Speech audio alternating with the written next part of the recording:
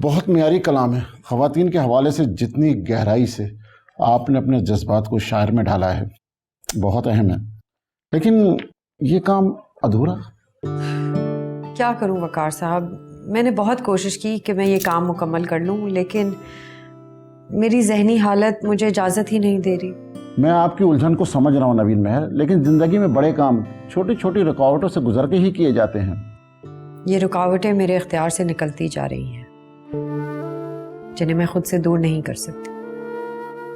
वैसे मैं समझता हूँ कि जो काम बाकी हैं वो आप शादी के बाद भी मुकम्मल कर सकती हैं। अभी मैं इतने आगे की बात सोचने की पोजीशन में नहीं हूँ। मेरा कल क्या है किसे मालूम। वैसे मेरे ज़िशान शाह से अच्छे मरासिम हैं, अगर आप कहें तो मैं बात कर लूँ। आपको कैसे मालूम कि मेरी शादी ज़िशान शाह से हो रही है?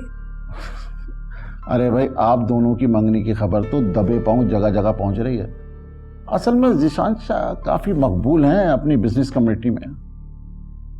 मैं आपसे एक रिक्वेस्ट करना चाहूँगी कि ज़िशान शाह को मेरे हवाले से कोई बात नहीं कीजिएगा। मैं अपनी ज़िंदगी किसी के एहसानों पर बसर नहीं करना चाहती। ये आरिफ साहब का मसला हल हुआ? नहीं, मेरे इल्म में नहीं है। आपके इल्म में नहीं है? ये तो बड़ी हैरत की बात है।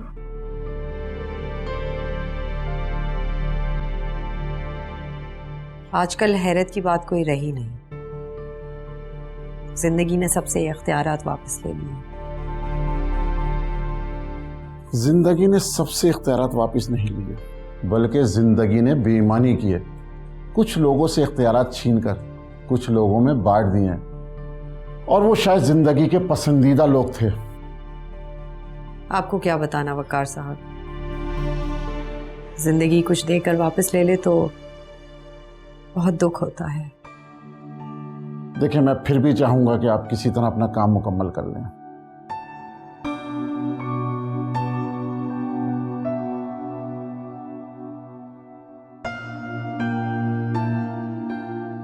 ये इंटरव्यू तुम्हें जरूर करना है। सर, इस वक्त मैं बहुत परेशान हूँ और शहर से बाहर भी नहीं जा सकती।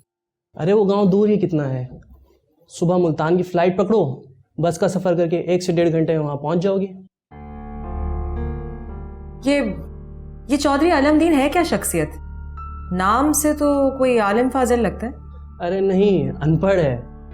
गांव का अमीर तरीन जमींदार जरूर है, लेकिन अफसोस वाटर माफिया का हिस्सा है।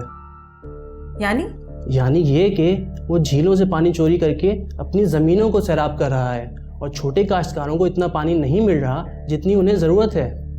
अच्छा, लेकिन आपको क्या लगता है इस इंटरव्यू से कोई फ़र्क पड़ने वाला है?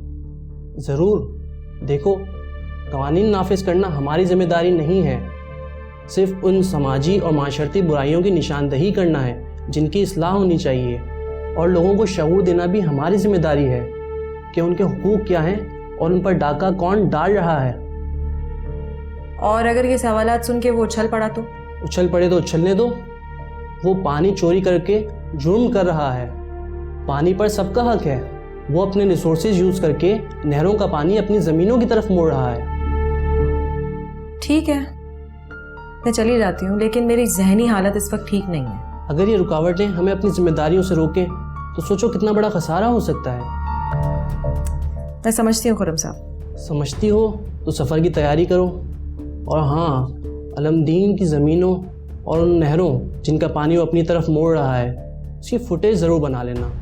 वो कि वहाँ उसके आदमी पहरा दे रहे होंगे, ज़रा देखभाल कर। मैं देख लूँगी। I wish you good luck.